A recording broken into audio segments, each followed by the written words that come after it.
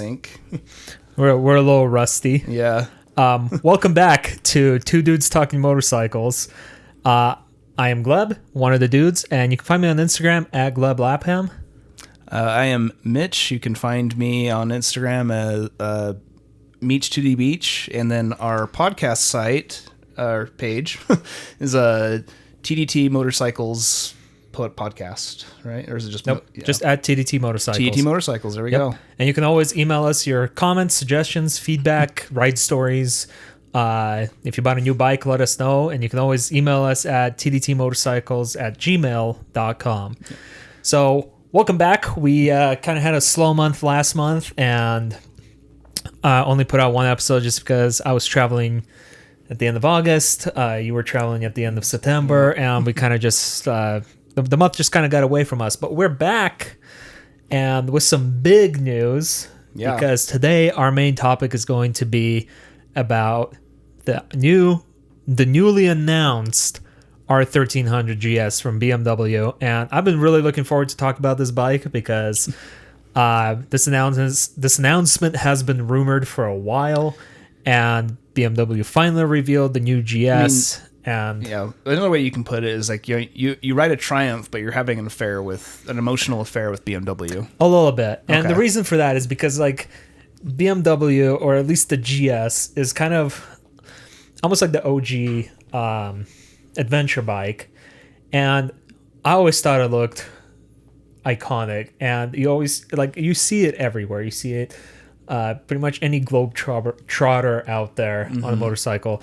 Like you see the GS pretty much everywhere because it's such a rugged machine that can go pretty much anywhere. Also, they basically very mechanized a cow, so yeah, it's massive. Like it's an awesome bike, and it's been kind of due for a power bump and a weight reduction and stuff to kind of bring it more in line with the competition, and it's finally here. So today that's what we're going to talk about. But before we jump into that, Mitch had a little bit of news to share about a Triumph Scrambler update. Yeah, so Triumph has announced the 2024 lineup for the Triumph 1200 Scramblers. So 2023 will be looks like so far, the last year that you'll be able to get the XC, because now they're moving to the Scrambler 1200X. It's got a lower seat height, so they're trying to make something a little bit more approachable. They've swapped out the suspension for Marzocchi suspension systems for the X from there. I believe they've done some changes to the engine tuning, so it hasn't really done anything for like performance. Like I don't, from what I'm reading, you're not going to see any big differences. So we just wanted to give that as a short little piece of news, is that there is going to be a more height approachable basic Scrambler, or 1200, yeah. 1200, yeah. So, and then the XC is pretty much staying similar, but minus the suspension. Yeah, the suspension is no longer going to be Showa Öhlins. I think it's just Marzocchi. Yeah, Marzocchi, like all around. Okay. And LED indicators, and new headlight, new tail light. So I awesome. mean, Triumph's updating one of their existing lines. So yeah. Excellent. There's your news. Yeah, there's our little bit of news, because we're going to jump into the bigger news, and that is the GS. Before I jump into talking about the bike, I just kind of wanted to talk about why it's an iconic bike. And I mentioned earlier that this bike, if you go on Instagram, if you go on YouTube, and you type in like world tour, motorcycle tour and stuff, you'll see the GS everywhere. Even though it's not the most, it's not the lightest bike, it's not the fastest bike, it is not the most approachable bike in price and weight and everything like that, but it's still popular. It's still the number one selling adventure bike, heavyweight adventure bike out there. Maybe overall adventure bike, but I'm not 100% sure on that. But I feel like it's probably up there still. I would guess it's more, you're probably looking at the more like midweight. It's probably like the midweight bikes are probably their the world, like at least America's like top selling bikes. This is BMW's best selling bike. Oh, is it? Okay, yeah. Okay. The GS. I thought you meant like just in general. Yeah. Oh no, I kind of meant both. Okay. I just know in BMW this is like one of their best selling bikes. Yeah. And the overall adventure bike category everywhere is the top selling category of motorcycles. Yeah. Because they're like the SUV of motorcycles. They can go off-road, they can go on-road, and they can do it very comfortably, especially the GS. In our area, I mean, I'm pretty sure I see GSs just as much as Harleys. So, oh yeah. GSs are everywhere, and we have like giant groups of people riding them up in the mountains. And yeah, so back to the topic is that the GS is just an iconic bike, and the whole GS line basically is what started the whole kind of adventure genre of motorcycles.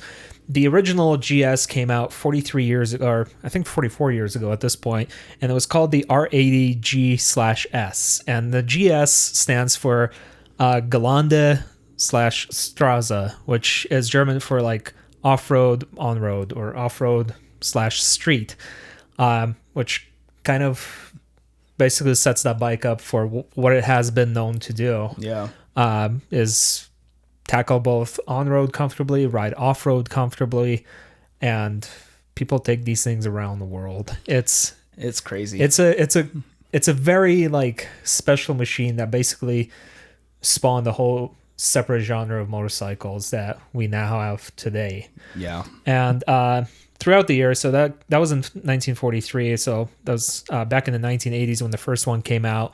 It was kind of a basic bike, but it did have kind of beefed up suspension. It still had the drive shaft, the boxer engine too, and it was advertised it could tackle being on and off road. But before it was even released to the public, it was actually developed by the engineers that developed the prototype. They basically just did it without like an authorization or an order or anything like that. It was just something they were kind of like messing with. It's like they were adventurers. Yeah, and they just decided to like, oh hey, why don't we just make this like heavyweight dual sport bike that can kind of go anywhere. Then they presented the prototype, and they decided to put it in production. So finally went into production, and basically the management liked it, and within 21 months after the prototype, they presented the bike to the public. So it's the first large-scale dual sport. They had dual sports before that, but nothing as... my bad. Nothing as big. Mm-hmm. Not the engine size, like the bigger engine size and everything like that. And at first, it was basically like R80 was like in the 800cc range, 8 to 900cc range. In 1994, they bumped that up to, or sorry, not in 1994. A few years later, they bumped that up to the R100 GS, which had closer to a 1000cc engine, and then they kept the 80 around as kind of like the lower end model.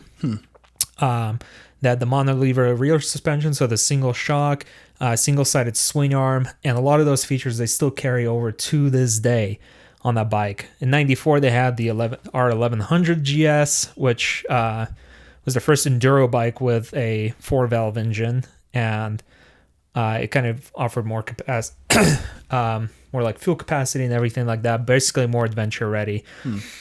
Sooner they added the F800 GS and F8 650 GS to kind of bring up or offer smaller GS bikes, but the big GS has basically remained very similar for all these years and very kind of held up the same kind of look and aesthetic and capability throughout the years, and they just slowly improved upon the last generation by adding, in the later years, like in the 2000s, they added like ABS, then they added electronic suspension, and they added like LED lights and all of that kind of stuff. Kept it up with the times. Yeah, basically kept it up with the times to make it still like the ultimate adventure bike.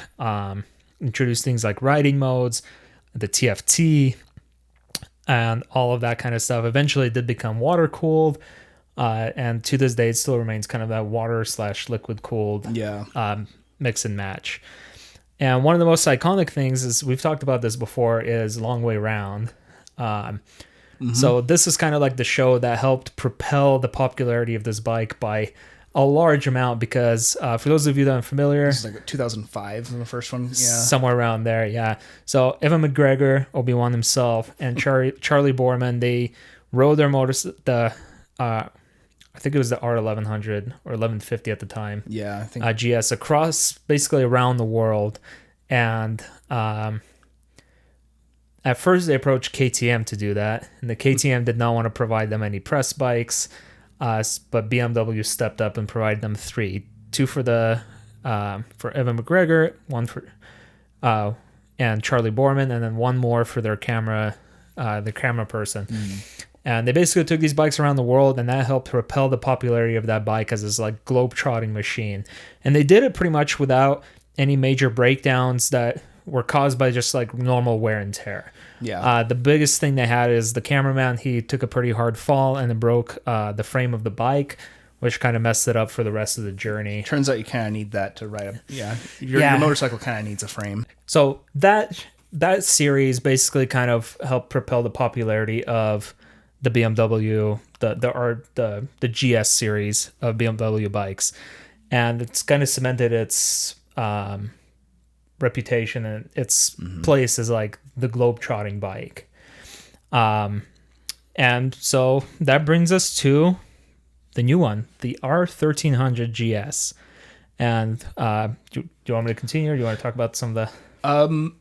Yeah, I can kind of mention some of it, just like some things that I was noticing going through all our lists here in our notes. The thing that stands out to me is the weight reduction. Oh, yeah. Like that to me, like that's like, reading everything here, it's like, whoa, really? They managed to cut out 26 pounds, which, that's going to make a difference. Oh, yeah. So especially at that height that the bike sits, Exactly. Yeah. So not only did they manage to shave off whopping 26 pounds off a bike, bringing it into the mid 500s range, which is pretty impressive. And that brings it in line with like the Triumph Tiger 1200. It's still a little bit heavier than the Multistrada, but that's a whole other... It's its own thing. It's its own thing. And they bumped up the power. So now it's up to 145 horsepower and 110 pound-feet of torque, which is about a 10-ish horsepower bump from the last model, and about like a 10 torque bump from the last model as well. So you got less weight, more power, and that should help it kind of perform much better on and off road. Yeah. Well, and a big chunk of that weight reduction too is in the engine itself. Yeah. The engine is smaller than last one, but I mean the CCs is you're getting a 1300, exactly 1300 cc engine, but they've managed to like bring the size in, I think, and then they've placed the gearbox underneath, and they have like a new camshaft on there as well too. So it's a lot of just like space management and able to bring that down and reduce it. So it's really a really cool like engineering design. Yeah. Feat. They basically like it made the engine not necessarily smaller capacity wise, but it made it more compact. Yes, compact. Like fit in a smaller space. Yeah. And that helped reduce the weight of the engine by 8 pounds on the engine alone, which is crazy. And 2, it further helped lower the center of gravity because now it kind of sits more aligned. Yeah. And these boxer engines that GSs have, they already have a very low center of gravity. We rode one, the R1250, a couple years ago, and I remember maneuvering that thing around the parking lot. Yeah, we've mentioned it on here before a few times, actually, where we're just like this, like... It does not feel like a big bike. No, like... As soon as you get it moving... Yeah, it's scary approaching it, especially when we're new riders, but then like you get on it, you get it moving, you're like, oh, this thing's actually really nice. It's really you go nimble. through some like slow speed maneuvers, and you're just like, I shouldn't be doing this, but it's doing it. Yeah. It's intimidating and heavy at first when you're like lifting it off the kickstand because you can feel that weight. Yeah. But once it's going, it's like gone. Physics, that weight man. disappears, and it is a very stable bike, and it's also super comfortable. Yeah. I remember sitting in that seat, and I'm just like, my God, I can see why people will ride this for hours. Yeah. Nonstop. Physics are pretty cool. You can just get that thing moving, and gravity takes care of the rest. Yep, it's pretty much good to go. It does have a 5-gallon fuel tank, which I think sounds a little bit low for an adventure bike. Yeah, and they haven't announced anything about like the adventure trim like they had for the previous model, which has like the extended fuel tank and all of that stuff. I wonder if that'd be like a mid-year. I'm thinking that as well. But it's kind of interesting because when they updated to the R1250, they announced both at the same time. So I'm kind of curious about when the adventure is going to come in. Yeah, because I feel like Because the adventure tank on the R1250, that was 7 gallons. Yeah, so it's massive. And I think that is kind of cool that it's like if they bring that in, because that will kind of put it in line with the Triumph, the Tiger 1200. The Tiger 1200, the Explorer. Oh yeah, edition. Rally Explorer. Explorer, because those have like a 6.5 something gallon fuel tank. Yeah, it's 6.1. Not so quite 7, but yeah. So it's a massive fuel tank, and I'm kind of surprised that they didn't have an adventure trim come out with this, but maybe they have something else planned for it. Yeah. Further weight reduction comes from the chassis being lighter, like the overall frame.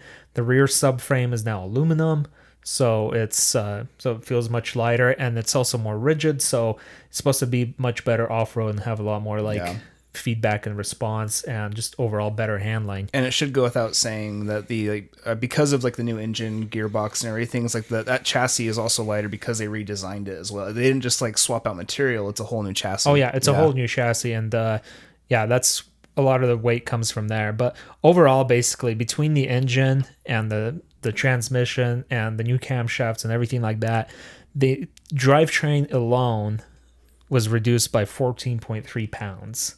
So that's a crazy amount of weight in just the drivetrain alone. And then the rest of the weight reduction comes from the chassis and all that stuff in between. And I said, better center of gravity and stuff because of the newly designed engine. Yeah, so that's going to play a lot into your power to weight ratio, reducing 26 pounds on there. And with the new engine design, I was reading in here too, is that they were able to get a better air and fuel mixture. Their ratio on there was it's more effective. Yeah. Oh, and also with they changed the valve timing. Okay. So it's more efficient. Well, it's getting a better air. It's getting a better mixture, but the fuel capacity or the fuel consumption, that's the one. The fuel consumption is they've managed to keep that the same, which is pretty awesome. That it goes up in size, but I feel like that weight reduction also helped kind of even it out. So it still consumes, math. It's crazy. And the one, and it's a liquid. Before it was released, there was rumors out that it was going to be a purely air-cooled engine, but it's still a mix of both air and liquid-cooled. Or sorry, before the new it was going to be fully liquid-cooled. I think I said air-cooled.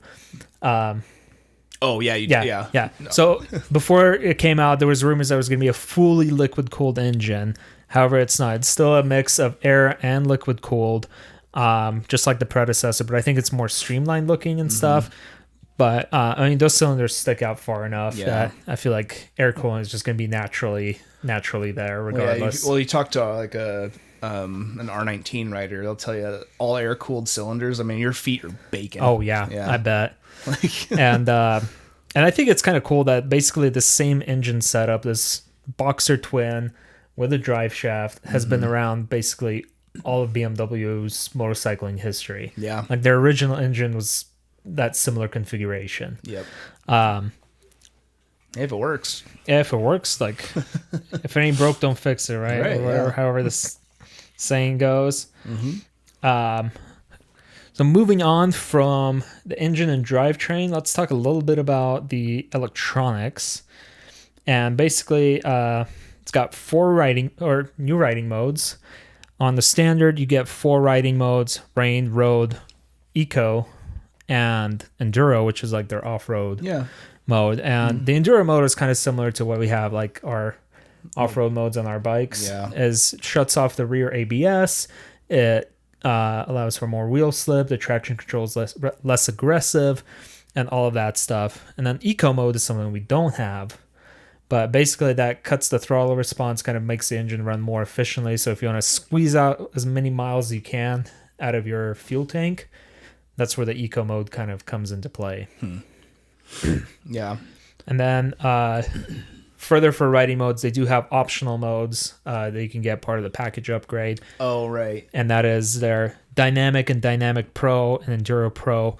And basically all of those is Dynamic is kind of like the more sport mode, and Dynamic Pro and Enduro Pro, they allow further user customization on how to basically how much engine braking you want, how much traction control, how much ABS, and kind of all of those things, and kind of allow the user to tailor them to how they like to use the bike. Yeah. And then with those riding modes, so is it do you know, because like I said, you know more about the GSs and BMW than I do. Are those packages you have to like? That's not subscription, as we joke about all the time. No, it is not. We so can you buy like each mode individually, or do you have to buy like the dynamic and the enduro? So I think the riding modes package is like as a whole. So it's like a option, like a Okay. the entire package is as a whole. So it's not tiered then. You can just get the package of. Okay. But I did think what is cool is that on this bike, BMW is kind of known for having like their packages, accessory packages and stuff on their bikes.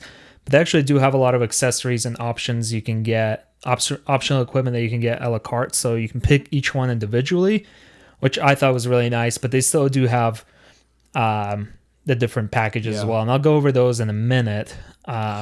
I'm gonna throw a little salt into all the sweetness you're throwing the bike. I mean, I think it's a great package as well. But like the one thing we saw reading through the features, it has USB charging, and we were joking like for this money, you need to. Yeah, it's still a USB-A socket. Yeah, and I'm like, okay, come on, we could have at least put USB-C in there with some like faster charging, so it can support like. Real problems. Yeah, like more power coming through. And it does have like a little phone compartment, which for actually charging. They can keep your phone, which I think is cool because it sends air through it so your phone doesn't overheat. Oh, that's cool. In there either, which is like a cool idea. But I'm like, come on, like USB-C, like even cars are starting to have that. The freaking new Toyotas have USB-C. And I'm like, you can put that in there. Basically, everything's moving to that, and it's basically kind of what we're saying is thanks BMW for the awesome bike, but no USB-C. Yeah, so. and no Apple CarPlay or Android Auto. And I've been over this several times on this podcast, saying like you have this 6.5-inch TFT, you got plenty of room, but no, you can't have Apple CarPlay, even though there's a couple of BMW motorcycles that do have it. Yeah. The Honda Africa Twin has it. The rest of the manufacturers need to catch up. The audacity of us who can't afford these bikes. Right? Talking about, get these features, make it more expensive. Yeah. I feel like, I don't know how like expensive Apple CarPlay would be to add, but if it's wired, like if it's wireless, that's even better. But if it's at least wired, because you have that compartment inside where you can keep your phone. Yeah. It'd be the perfect setup to put Apple CarPlay on the screen.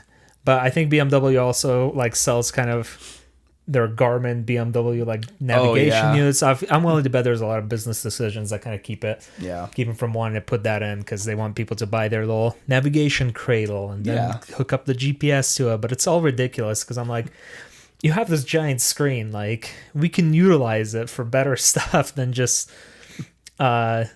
what they provide, but they won't. You want to cosplay like a Dakar bike? Someone could make an app that looks like the rally directions and put it on an Apple CarPlay screen. I think that would be awesome. But yeah, thank you for bringing that up, because like a USB-A socket when USB-C is basically becoming the norm everywhere else, and a cool concept of having the little phone cradle in there to keep your phone. I think it's a really missed opportunity to kind of add that little bit of extra convenience. Honestly, I bet it was just like one of those simple oversights. It's like for timing of design and just like it could be. I feel like money and business decision probably has something to do with it too. It could, yeah. Because they already have it on, I think, the K1600, so I don't see why they can't add Apple CarPlay to the GS. And even if the GS is supposed to be out where you can't get cell service.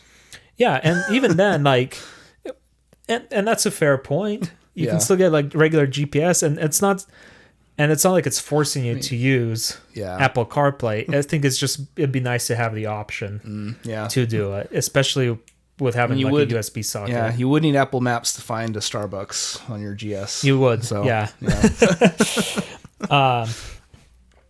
And then further in the electronics, they do have the new headlight. Yeah, I was about to bring that up. So And I do have a picture of the bike here that I forgot to pull up for those that are watching. But we're really bad at that. we are kind of bad at that. But the new headlight, and let me see if I can find a good picture. Okay, apparently I forgot. Here, flip that around and show the audience. Audio listeners, too bad. Yeah, it's an X. Yeah, it's an X. It's an X. So for those of you that are listening, it's kind of like an X shape with a round, squarish round LED bulb directly in the middle. And I'm not the biggest fan. I don't know. It kind of looks okay. I don't think it looks terrible, but it doesn't look iconic. Like if you pull up one of the pictures, I know we can't really see the light, like the headlight all too well in any of these. What does it for me is I wouldn't say that it looks bad. Like it looks like a really nice, well put together bike. But what does it for me is like that that GS headlight was like, yeah, I even remember in some of like their like year or two ago when they were doing a press announcement for the new refresh. Yeah, they just did an outline as the opening graphic and of the headlight shape, and you knew. Yep. And now it's this, and so it's just like one of the pictures we were reviewing. If I'm passing somebody on a road and I see that headlight design come up, it's like I'm not gonna know. It just kind of blends. Yeah, I think if they keep going with this design, you'll kind of get used to it after a while. Sure, like it doesn't look bad. Yeah, I don't think it's bad, but it to me, it's like, oh wow, GS. I can be out with with some friends or somebody and just point and be like, oh look, that's a BMW. Yep, exactly. And I just feel like it's kind of missing that iconic look that the GS has and basically had its entire life. It's except for like the very early models. But even then, they were asymmetrical lights. Yeah, it kind of always had this kind of like weird like big headlight and then like small running light and stuff on the side of it. And I always thought it's cool. It was square. It was blocky. It looked rugged. I really like that. So I'm a little bummed that they redesigned it, but I'm glad it doesn't look like boring or terrible. It's not the Transalp. It's not the Transalp. But on the bright side of this headlight, it is like you were saying, the new Matrix LED. Yeah, Matrix LED. I didn't know what that was. You explained it to me. And basically what the Matrix LED, and a lot of cars are getting this, is it kind of can like shine on different spots. So if you have like a car coming up, or if you're coming up behind the car, it can kind of like dim one specific area of the light, but still keep the light shining. So that's standard, but then if you upgrade to the Headlight Pro, it also does like corner lighting, and it actually auto levels itself. So if you're braking, if you're going over bumps, the light will stay facing forward, which the older GS had as well. The whole light like moved basically, which I think is a pretty cool feature. Cool. Yeah.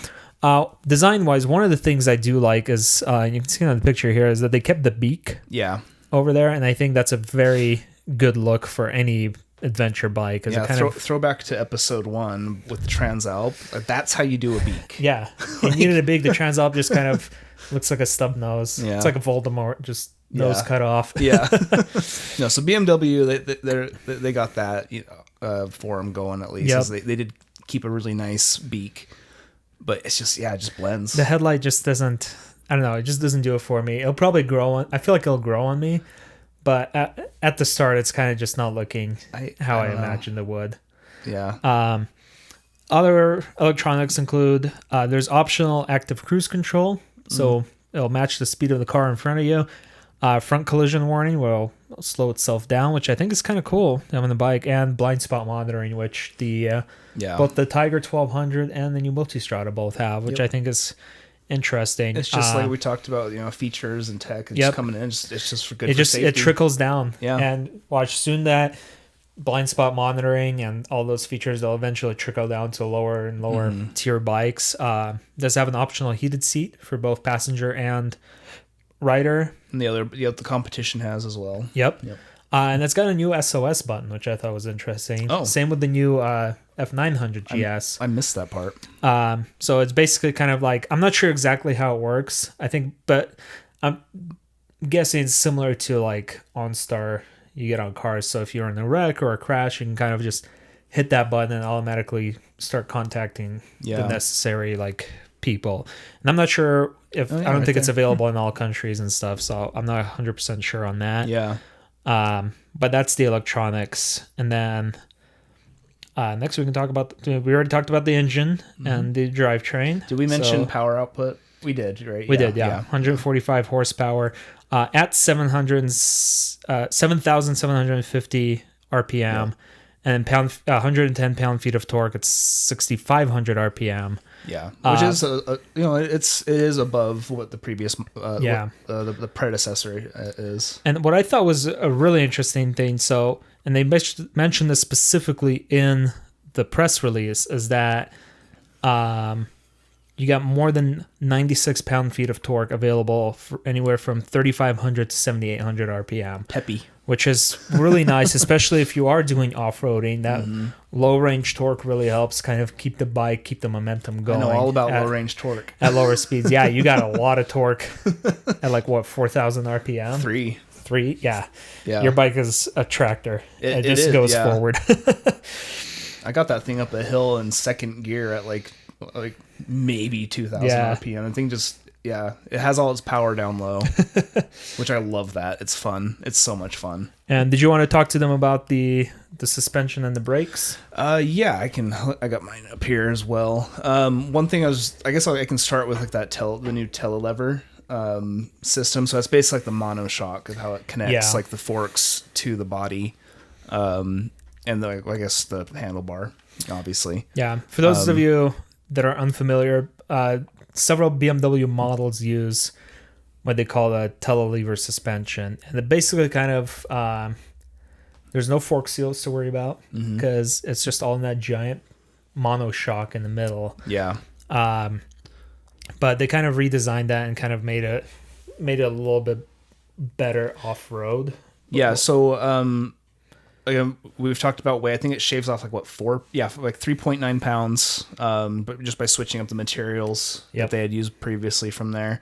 So because that is a whole new chassis, it's going to be more stiff is how they put it. Yeah. Rigid. Rigid, So, stiff. and what that's going to do for you is you're going to get a little bit more better feedback off road. But from what we're reading is that you'll still be comfortable on road. Yeah. You can still do long miles from there. And then what else did they do with it? Let's see. One of the big advantages that the telelever has over traditional forks is the fact that it does not have nosedive basically under hard braking. Oh yeah. Which traditional suspension is usually susceptible to. But in this iteration, they basically made it so. But one of the biggest complaints, so the nice thing is that it doesn't have that nosedive, that fork dive under hard braking. But the drawback is that a lot of people say it has less feedback off road. So what they try to do here is kind of balance it out between the two. So the new setup allows for more feedback in your handlebars off roading, but also keeps it from diving forward. Yeah, I mean we both ride tall bikes. We know. Oh yeah, my bike it lunges forward every time I hit the brakes. Well, when I had to take my bike into the shop for a broken fork seal, that was scary. Just because I didn't have any way to get it there, so I was well, guess I'm going for a ride. So and just having it was crazy. It's kind of a nice benefit to kind of not worry about that on the GS. But with the telelever, sorry, I'll let you finish what you're saying. I was gonna say that's one. Basically, that's one of the benefits is you don't have to worry about the leaks or the fork leaks and things like that, and you have a drive shaft, so you don't have to worry about chain maintenance. That's kind of one of the other reasons why this bike is so popular. For long distance trips.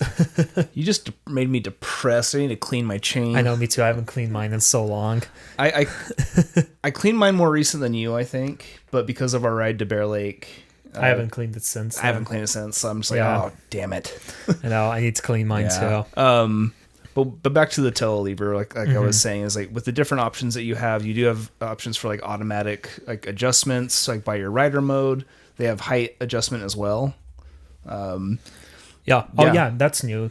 So that's kind of what the Pan America has. Pan America, the Triumph added it now too. 2023 or 2024 model year. Next. And then Ducati does it as well, I believe. So basically, all of the big adventure bikes minus the Honda now have actually no, the new Honda Does it? Adventure Sport. They announced that Really? too. Yeah. Oh. So basically, all of them, when you come to a stop, they kind of lower themselves down, so you have a little bit more. So you can basically plant your feet down on the ground easier. Well, we which I talked think is about kind of it cool. because we had a little bit on the Pan America. Oh yeah. Addressing. So yeah, and it's a cool idea. So No, I think it's really cool. yeah, if you're height challenged. Yeah. And then the rest of the suspension is basically it comes with adjustable suspension out of the box, but you can also upgrade to the electronic suspension. Yeah. Which works with the different riding modes and things like that as well. Yeah. No, it's it's really cool. Yeah. So I was also reading on there like with the braking, they have new designed discs and calipers. Yeah, I think I don't know if they're newly designed, but they're new. Yeah. New to the series. That's it. New to the series. Yeah. Like calipers and discs, so they're supposed to provide you more stopping power and just be better overall. And they still have their linked braking, so if you pull the brake lever, the front brake lever, it also activates the rear brake as well without having you to push both. But if you switch the riding modes, like if you put in enduro, that turns that feature off, so you can let the back wheels slide without affecting the front and vice versa and things like that. Yeah. Which helps a lot in off-road situations and things like that. It also does have a 3-wheel options. So it's got cast aluminum wheels. Oh, so sounds like it's a motorcycle. It can't have 3 wheels. No, it's not a Harley. It's not a trike. It's not a trike.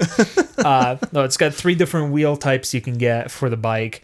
So cast aluminum, that's kind of cast aluminum for your more touring setup and highway touring. Cross spoke wheels, and then the new one, which was interesting, is the enduro forged wheels, which I'm actually not quite sure what that means. They didn't really explain it very well. No, but apparently they weigh 3.9 pounds less than the spoked wheels. So it's kind of like even further weight reduction if you decide to get that. Yeah. Which I think is kind of interesting. I'm kind of curious to see how and what they do or how they look. They didn't really specify in their press release which one is which. Yeah. So I'm not sure there. But yeah, overall, just big improvements in handling and stability on the suspension, which I think will help out a lot both on and off road. Yeah. And then moving on, we have the trims. They have the basic triple black GS trophy, and then the Tramontana. And basically, all of those they have some like additional equipment compared to the base, and then you get different colors and things like that, which is pretty par for the course for BMW. Yeah. And then for standard equipment. And they specifically mentioned this in the press release, which I thought was interesting. It includes break-in service in the price, which I'm like, okay. That's like $200-$300. Yeah, depending on where you go. Yeah. It does have heated grips. It has your favorite keyless ride across the entire trim. I haven't ridden. Well, did the BMW we rode, was that keyless? I don't remember. I think it might have been. I can't remember. It might have been. I don't know. I have keyless. I hate it. Like, I love my bike. The Scrambler is amazing. I'm going to continue to whine about this, and until the end of days. But hopefully on the GS, it's a little bit. Hopefully it's like a better system at least. I hope it is, or I hope it like stays connected between the two much better than than it does on the Triumphs. This year it hasn't been that bad because I finally managed to change the battery. Okay, that's good. But at the same time, it's like, if I go out and I start my bike and I have it in neutral, and it's like, oh, I forgot something. I run back inside. Yeah. Then like I come out and then there's like the error message. Oh, key not in range. And so then I have like the little. It? I don't have to restart it because it'll stay on. Okay. But it'll still have like the little like warning light for the key. It's like it's out of range. Annoying. Like, it's literally in my pocket. Yeah. It does come with the tire pressure monitoring system, dynamic traction control. So is that on the base? Yeah, that's standard. Wow. That's standard equipment. Dynamic traction control, so you can turn off your traction control if you need to. Engine drag, basically like engine braking adjustment, so you can adjust how much engine brake it will do. Dynamic brake assist, which is their dual link braking. Hill hold, which is pretty neat. What is that? Because again, I don't know. The link braking? No. Or the brake? Hill hold. Oh, so if you're on the hill and you switch into first gear and let go of the clutch, it'll basically hold the bike, apply the brakes automatically, so you don't have to do it yourself. Kind of like a lot of some manual cars have it. Okay. Where so it basically prevents it from rolling backwards on the hill if you're starting out. I think it's for like a brief second and kind of just gives you a little bit That's of interesting. a little help to kind of get you going. Yeah. Cruise control. Which I feel like should be standard on any adventure bike at this point. Yeah, that shouldn't even be like a... Yeah. It's like, oh, plus you get this. That's just like... It's there. Yeah. And then Matrix LED headlight, 4 ride modes, USB-A socket, and then the emergency call button. You almost said USB-C, didn't you? Yeah, I almost did, because it needs to be USB-C. It just makes sense for everything to be that at this point in time. Yeah. Well, how fancy everything is too. Like on these. Look at that. Apple got into USB-C. BMW can do it too. They already did. They just didn't put it on this bike. Yeah, that's true. They're going to add it as a subscription service. And then the optional equipment, you got the premium package, comfort package, and enduro package. Kind of self-explanatory, but with the premium package, you do get the Headlight Pro. So it's the auto leveling, cornering headlight that kind of moves itself around. You get the dynamic suspension, so electronic suspension. You get the quick shifter, which is nice, and you get the pro riding modes, and you get the nav prep, which is going to be my conspiracy for why they didn't put Apple CarPlay in there.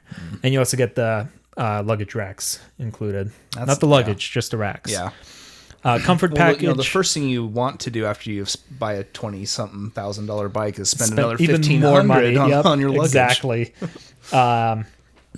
And then comfort package, it includes the electronically adjustable windshield, so moves up and down electronically. Yep. Center stand, which I think should be standard on an adventure bike. Honestly. I think center stands should be standard on almost most bikes. They should be standard on. If it has a chain, it needs a center stand. Maybe, except dirt bikes, you can get those little stools. Yeah. But if it's man.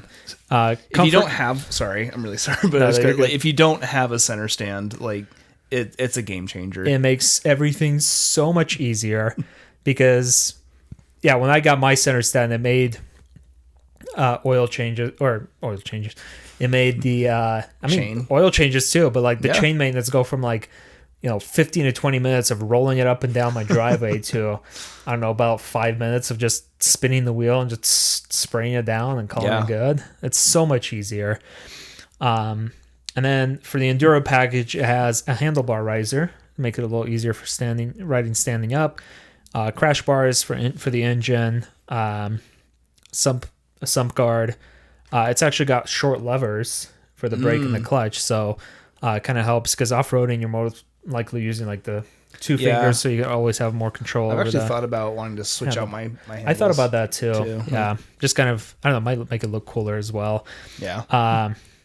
Adjustable footrests, exhaust mount for a single seat. I actually don't remember what I meant by that, so we're just going to ignore that. What is it? Exhaust mount for single seat. Okay. I don't know why I wrote that, and I can't remember what I was talking about. So scratch that. Adjustable shift and rear brake levers, frame guards, and then turn signal stalks. And the reason that is in the Enduro package is the non-Enduro models, they basically have the turn signals are integrated into the hand guards, which I was like, okay, that's cool. But if you drop it off-road and the handlebar breaks, you can be spending a lot of money trying to fix that. And then I saw that they do have turn signal stalks on the Enduro package. So I'm like, okay, that's good, because if you're taking it off-road, you probably don't want those things to break or to pay a lot of money to replace your hand guards. Yeah. And I think most people would probably still stick like bark busters or something a little bit stronger on there. Yeah, and then they just goes into individual options, which include like you can get heated seats separately. You can get the sport. You can get sport suspension, which is like the opposite of off-road. It's a bit stiffer. They do have the Krapovich exhaust. Of course. You can get optional. Another thing you want to do after spending $20,000 exactly. and $1,500 on luggage is those probably another $2,000 on an Apro. Those Enduro forged wheels. They have various handlebar options. You can get the crosspoke wheels in gold and black. Everyone should probably get gold because I think it just looks better. And then different seat heights as well. So you have low, high, and then standard height. And then they just have a whole list of different accessories you can get. Anything from just simple kind of cosmetic things where, chrome versus blacked out, like oil caps and things like that, tank pads. They got tank bags and panniers, obviously, because I don't think you see a GS without panniers on it. Fair. Yep. Unless it's on a showroom floor. That's true. And even then. They got the auxiliary lights, so you got more sump guard, frame protectors, radiator, headlight guards, alarm system, a whole plethora of different options and everything like that. Additional power socket. My Triumph has 2. I'm just saying. BMW, come on. Yeah, and some of those options do come on those pack trims that I mentioned earlier. Like the Trophy comes with the Enduro package and radiator guards, spoked wheels. The triple black comes with like the center stand and things like that as well. So so it's a pretty well-rounded package. Yeah, and it's nice because it starts at $18,900, which is expensive, but for a GS. Not the craziest starting price. Yeah, not too bad. Will you find that price in the dealers?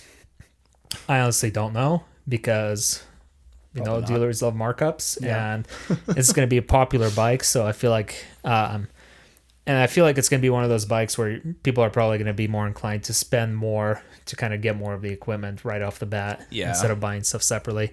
So I doubt we'll see any for like that $18,000 price tag. Oh. I'm willing to bet it's going to be in the like 22 to 25, 27,000 or so for the most part when it hits the shelves, but which is pretty comparable to the current generation. Yeah. And do we have a release date on this?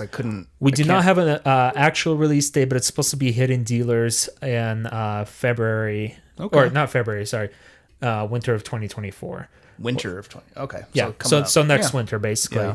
Yeah. Just in a few months here. And that's pretty much par for the course on their previous release because the R1250, that was released in like January or February. And that's when it started being sold in dealers and stuff like that. Yeah. And hopefully we'll try to visit our local BMW dealer when it does hit the shelves or the showroom floor. I'm hoping that they have demos. If not, then we can at least look at it in person, and maybe we can ask very nicely if they'll let us take one out for a ride if they do have a demo. Yeah. Which they did before. Hopefully for this one they do. And I think BMW, and I think a lot of the European motorcyclists, they're pretty good at providing the demos to the dealers. Yeah. The only dealership I've been to where it's like, we don't do demo, we don't have demos was Honda. Yeah. So. And I remember was it Honda World? I'll call them out.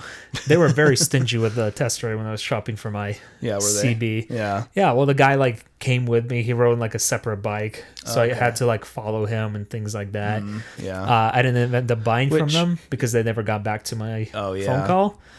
But then I test rode it at Young as well, and they were just like, "Oh yeah, just take 30 minutes or whatever. I don't care." Yeah. So, which is how it should be, right? Unless it's a limited time demo. Yeah, no, for sure. But hopefully we'll be able to get our hands on it because I really want to see and try this thing in person, and then feel bad that I don't have the money to buy it. Yeah, which is why we, let's make this an official press source, and then we can we can afford them. If you want to help us have more money to probably not buy a new bike, but at least upgrade our equipment and pay for our subscriptions and things like that, feel free. We do have a buy me a coffee now. So feel free to buy us a coffee, a beer, some fuel, or just give us some chump change for so we can start saving some better equipment. And that's buymeacoffee.com/tdtmotorcycles, and the links are up in our on our Instagram, and everything like that. So yeah, I set that up. So if you want to help out the podcast, feel free to donate some money to us. Well, and it's you can tell by the way we're dressed. We're hitting the difference in how we're dressed. Fall is here, unfortunately, for riding. So we're about to see the end of riding season coming up here pretty soon, more likely than not. Yep. So if you need to get some winter gear, we are also Revzilla affiliates. And now is a good time to actually buy some summer gear as well, because a lot of it starts going on sale. Yeah. Yep.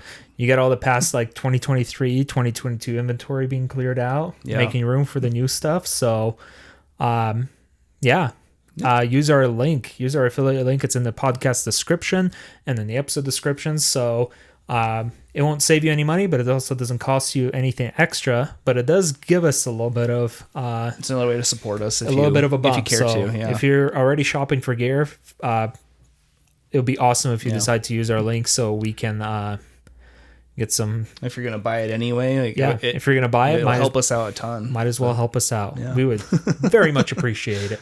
Yep. So, other than that, I mean, do you have anything else about the BMW? What are your thoughts? I think it's nice to see some of those little bits and bobs being updated or staying updated. I think that the seat adjustment thing was a nice little competition. Yeah. Pushback. So I agree. So just things like that.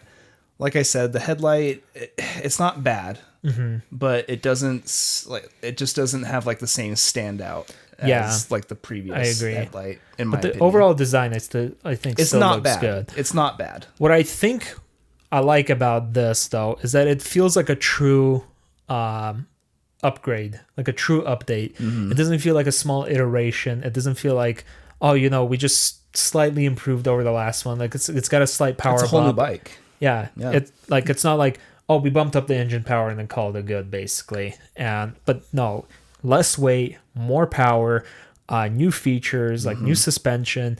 It is truly a fully new, a new bike. Well, it's it's like Triumph going from the old 1200 to the new 1200, where it's with their Tiger updates. Yep, exactly. It's like a whole new redesigned bike to bring it in line to the competition and make it perform better off and on road. And props to BMW. I think they pulled it off pretty well, even though I do too. The design might not be my favorite. It's just that headlight. Yeah, and I'm gonna make jokes, obviously. Oh yeah, we joke about all the manufacturers. Yeah, really. So, but no, I agree with you. There is that it was a. I think this is nice to see that we're. Because I even think in a few episodes ago we even mentioned what else can you do with adventure bikes at this point? And apparently BMW pulled out. Yeah. Yep, it's this, and seeing that weight reduction is probably one of my 100%. One of the biggest things that caught my eye is because 26 pounds. Is it 26 or 24? 26. Yeah, 26 pounds is a lot of weight to shave off off a motorcycle. Yep. I mean, it doesn't sound that much because I can lift 26 pounds, and I'm just on paper or in your brain, it's 26 pounds. How much could that be? But then you think the thing weighs 540 pounds. Yeah. So it's okay. So it weighed almost 560 before that. So that's a crazy amount. I take it back to when I switched out the stock exhaust on my Honda Rebel, that big giant, cannon of exhaust, to that little tiny shorty that I put on there. Yeah. And that was a good, I'd say maybe 15 pounds or so. And even on that little bike, I noticed a difference. Yeah, weight makes a big difference, and even if it's a few pounds shaved off, it's still an improvement because it does help the bike. It helps a lot with handling, it helps a lot with performance, fuel consumption, everything like that. Well, just walking it, you're trying to park. That too, yeah. And that's probably the biggest standout feature for me from that bike is the fact that they were able to shave off 26 pounds while still adding more power and adding like all the new features and stuff. So Yeah. pretty impressive. I'm really excited to see this in person, to see this bike in person, and Likewise. hopefully ride it and give it a shot. Yeah. So I think that's pretty much all the thoughts I had on it. yeah, no, it was same here. So yeah, Cool. I guess like the last thing I'd like to bring up is A little shout out. Don reached out to us. He has returned to riding after 30 years. He's up in the Northwest, I believe he says. Yeah, up in Washington.